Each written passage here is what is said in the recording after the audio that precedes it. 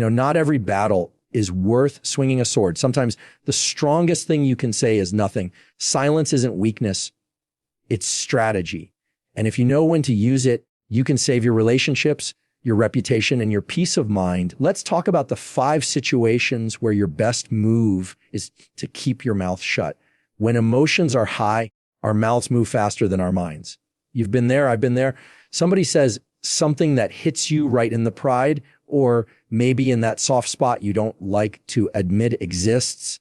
And suddenly you're firing back without even realizing it. It feels good in the moment, doesn't it? That rush of getting the last word, making the point, defending yourself. But then about an hour later, or maybe even just 5 minutes later, you start replaying what you said and wish you could reach back in time and grab those words before they left your lips. Here's the truth. Words are like toothpaste. Once they're out, you can't shove them back in. And when we're angry, we squeeze way too hard. That's why silence in the heat of the moment is one of the smartest plays you can make. It's not about letting someone win the argument. It's about not letting your emotions hand over the microphone to the worst version of yourself. Because here's what happens when emotions run the show, logic gets pushed to the back row. Your brain is wired to protect you, but in fight or flight mode, it's terrible at protecting your relationships. The part of you that thinks about consequences goes dim, and the part of you that thinks, I'll show them, gets the spotlight. That's when we start using words as weapons, sharp enough to cut someone else, but also sharp enough to cut us right back later. Now, I know what some people are thinking. Well, if I stay silent when I'm angry, doesn't that make me weak? Not even close. You know what's actually weak? Needing to react right away because you can't control yourself. Strength isn't about volume, it's about control. And in that moment, silence is control. It's you telling yourself, I run this mouth, not my anger. Sometimes the best comeback is no comeback at all, at least not yet. Silence gives you the breathing room to decide if the thing you're about to say is actually worth saying. It's like pressing pause on a movie before you hit send on the wrong scene. And that pause, it changes everything. Because what you'll find is that 90% of those angry responses don't need to be said at all. The problem either solves itself or you realize the thing you were about to fight over didn't deserve the energy in the first place. Let me give you a quick example. Say someone at work calls you out in a meeting, maybe unfairly, maybe even in front of the whole team. Your chest tightens, your brain goes red, and you can feel a reply bubbling up. If you let that anger speak for you, you're going to say something that sounds like you're defending yourself, but really it'll sound defensive. It won't make you look strong. It'll make you look rattled. But if you breathe, stay silent, and just let them finish. 2 things happen. 1, you keep your composure. And 2, everyone else in the room gets to see you as calm, measured, and above the drama. Later, when the emotions have cooled, you can address it privately, directly, and without the adrenaline doing the talking for you. Another benefit of silence when emotions are high is that it forces the other person to carry the weight of their words. People expect a reaction. They expect you to swing back. When you don't, it creates this unexpected space where their own words echo back to them. Sometimes that alone is enough to make them realize they went too far without you having to say a single thing. And look, I'm not saying you should never express your emotions. I'm saying pick the moment. When you feel the heat rise in your chest, when your voice wants to leap out before your brain is ready, that's the moment to clamp it shut. Give yourself a cooling off period, 5 minutes, 5 hours, maybe even a full day if you need it. You'd be amazed how much perspective you gain when you let your emotions pass through before you speak. Silence in those moments isn't about hiding. It's about protecting your peace, your relationships, and your credibility. Because here's the reality: people rarely remember the details of the argument, but they will always remember how you handled yourself in it. Did you lose it or did you hold it? Silence in those heated moments will make sure you're remembered for the right reason. So the next time you feel your emotions climbing that ladder and your mouth reaching for the rung right above it, stop, step back, let the fire burn out before you add any more fuel. Sometimes the smartest thing you can say is nothing at all. When you don't have all the facts, silence is your best insurance policy.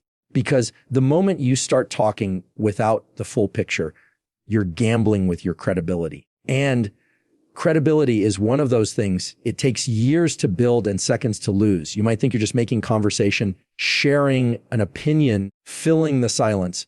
But if it turns out you were wrong, suddenly you're not just wrong, you're wrong loudly. And people remember that. Here's the tricky part. Our brains don't like not knowing.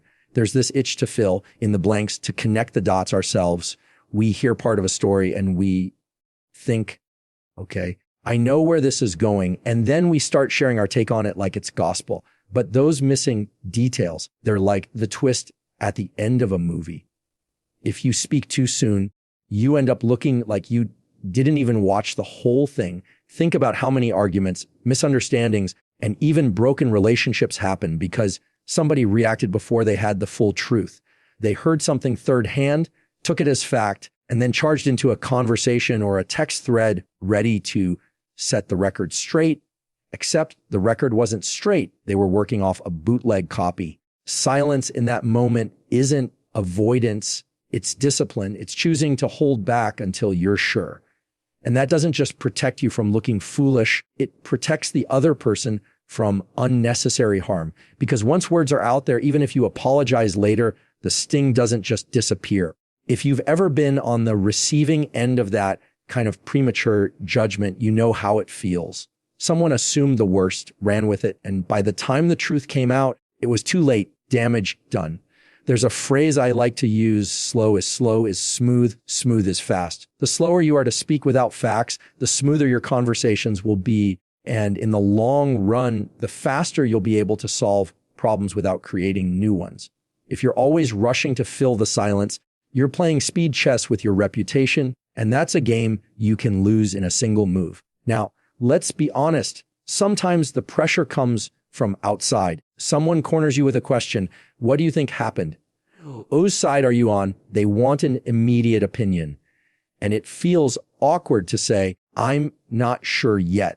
But that little sentence is one of the most powerful tools you can use. It tells people you care enough to get it right before you speak. It tells them you value truth over performance. And believe me, that earns more respect than pretending you know everything. Let's say you're at work and there's a situation, maybe a big decision that's being discussed, and people are throwing around numbers, scenarios, possible outcomes. You could jump in early, try to sound decisive, make a call right there in the moment, or you could say, let's get the rest of the information first. That's not indecision. That's leadership, because leaders don't guess, they guide. And you can't guide people to the right place if you're standing on the wrong map. Sometimes not having all the facts doesn't just mean you're missing details. It means you might be missing context.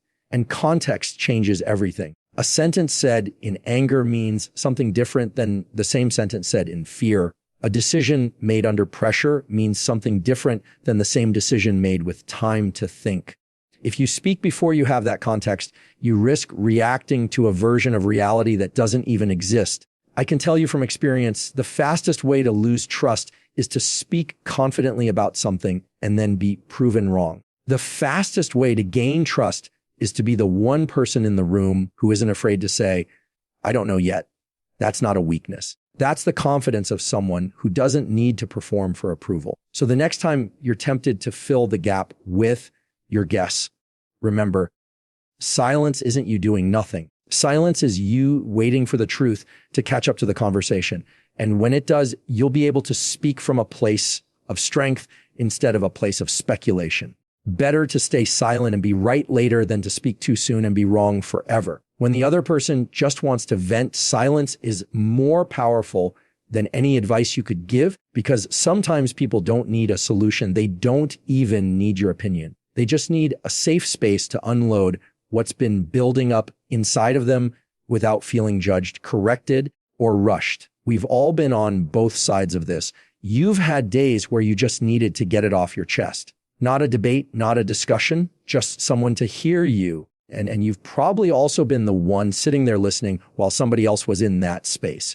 The problem is most of us are terrible at just listening. We think our job is to fix it. We start interrupting with, have you tried this? Or, well, here's what I would do. thinking we're being helpful when really we're robbing them of what they came to you for, which is to be heard. Here's something I've learned when someone is venting.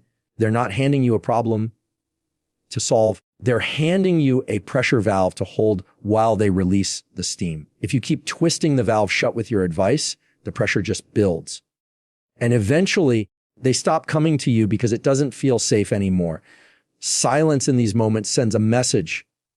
I'm here. I'm listening. I'm not here to win. I'm not here to judge. I'm not here to hurry you along. Take your time. And that silence isn't awkward if you see it for what it really is, a container. It's giving them the room to process out loud without your ego jumping into the driver's seat. Now, don't get me wrong. There are moments where advice is needed. But here's the thing. When they're in vent mode, they're not ready to hear it yet. Think of it like pouring water into a glass that's already overflowing. Your advice just spills out because there's no space for it. The silence is what helps them empty enough to actually receive something later.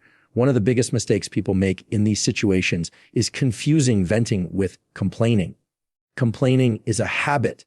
Venting is a release. And often you can't tell which one it is until after they've finished. That's another reason silence works so well. You're not jumping in prematurely and labeling them as negative or dramatic. You're just giving them the space to work through whatever it is in their own time. Think about a time when you were upset and someone interrupted you with a solution 5 seconds in. Did it make you feel better? Probably not. It probably made you feel like they weren't really hearing you. They were just waiting for their turn to talk. We've all done it, and we've all been on the receiving end. And here's the uncomfortable truth. Most of us give advice in those moments because it makes us feel useful, not because it's actually what the other person needs. So what does silence actually look like here? It's not staring blankly, waiting for them to finish. It's active listening, nodding, showing with your body language that you're engaged, maybe offering a short, I get that, or that sounds rough, just to let them know you're still with them. But you're not hijacking the conversation with your own story or your own solutions. You're letting them steer until they've said what they need to say. And something interesting happens when you do this. Most of the time, they'll eventually stop, take a breath, and say something like, so what do you think? That's your opening. That's the moment when they're actually ready for your input. And because you waited, what you say next will carry 10 times the weight it would have if you jumped in too early. The people in your life will remember how you handled them in their moments of overwhelm. Did you let them breathe, or did you make it about you? Silence is a gift you can give without spending a dime, and yet it's one of the rarest things people offer each other. So the next time someone starts venting, resist the urge to fix it, top it, or redirect it. Just be the safe place they can let it all out, because sometimes the most helpful thing you can do is nothing at all. Not every invitation to speak is worth accepting. And sometimes a question isn't a question, it's a trap. The thing about traps is they're not always obvious. They're not just somebody asking you something they already know the answer to. A trap can be any question that's designed to pull you into a fight, bait you into overreacting, or get you to say something that can be used against you later. You've probably experienced this. Someone throws a little verbal grenade your way. So do you still think you were right about that? Or are you even capable of handling this? It's not curiosity, it's provocation. They don't actually want your thoughtful perspective. They want the reaction. And if you give them that reaction, they win twice. First, by pulling you into their game, and second, by watching you lose your cool. That's why silence is so powerful here. When you don't take the bait, you're not just avoiding the trap. You're showing that you're unshakable. And that does something interesting. It takes away their control. People who set traps feed on your need to explain yourself. The moment you stop feeling the need to explain yourself to everyone, you take away their leverage. Now, here's the challenge. Some traps are disguised as innocent questions. So what do you think about what they said about you? Sounds like a chance to clear the air. But what it really is, most of the time, is a way to stir the pot. If you answer in the heat of the moment, your words can be twisted, misquoted, or delivered without your tone and context. And now You're dealing with the fallout of something you didn't even mean the way it was heard. This is where silence becomes a strategy. You're not ignoring the person. You're refusing to be pulled into a battle you didn't choose. And that's not weakness. That's control. Anyone can take a swing when provoked. It takes real discipline to recognize the trap and step around it without getting tangled in the ropes. One thing I've noticed is that people who try to bait you often don't know what to do when you don't engage. They'll repeat the question, rephrase it, try to push harder. But if you stay calm, keep your tone neutral, or simply don't respond at all, the energy shifts. The tension they were hoping to create starts to dissolve because you're not feeding it. And the best part, you get to walk away without a single word that can be twisted or taken out of context. Sometimes the trap isn't set by someone else. It's set by the situation. A heated group conversation, a high-stakes meeting, a family gathering where you know certain topics will light a fire. The trap here is the environment, not the individual. And in these situations, staying silent can be even harder because part of you wants to set the record straight or stand your ground. But here's the thing, you can stand your ground without opening your mouth. Presence is powerful. Not engaging doesn't mean you've surrendered. It means you've chosen the higher ground. This doesn't mean you never answer tough questions. It means you pick your moment. You decide if the timing, the place, and the company are right for the truth you want to speak. And if they're not, you let the question hang in the air unanswered. That unanswered question can be more uncomfortable for the other person than anything you could have said. It's about protecting your peace, but it's also about protecting your words. Once they're out, they can be replayed, twisted, or exaggerated. But silence can't be misquoted. And that's why it's such a powerful tool when you sense someone is trying to corner you. So when the bait comes, and it will, pause. Ask yourself, if I answer this right now, who benefits? If the honest answer isn't you, then maybe the best move is no move at all. Because sometimes the smartest answer you can give is none. If your words aren't going to add value, silence is the better choice. And I don't just mean value as in sounding smart or insightful. I mean value as in making the moment better, clearer, calmer, or more productive than it was before you opened your mouth. If what you're about to say doesn't move the conversation forward in a meaningful way, then maybe it's not worth saying at all. The thing about talking just to talk is that it can feel harmless. A comment here, a quick jab there, a little side remark to lighten the mood. But words aren't weightless. They land somewhere and they stick. And when we speak without intention, we run the risk of adding noise to a moment that actually needed clarity, or worse, adding fuel to a fire that was already burning. We live in a culture where constant input is normal. People feel like they have to weigh in on everything, every conversation, every argument, every trending topic, as if staying silent somehow means you don't care or you're out of the loop. But here's the truth. Silence doesn't mean you're disengaged. It means you're disciplined enough to know that your voice carries more weight when you don't spend it carelessly. Sometimes we speak out of habit. Someone shares something and we feel this automatic pull to respond with our own version, our own story, or our own opinion. We think we're connecting, but often we're just redirecting. That's how conversations become competitions. Who has the bigger story, the stronger take, the better punchline? And in the process,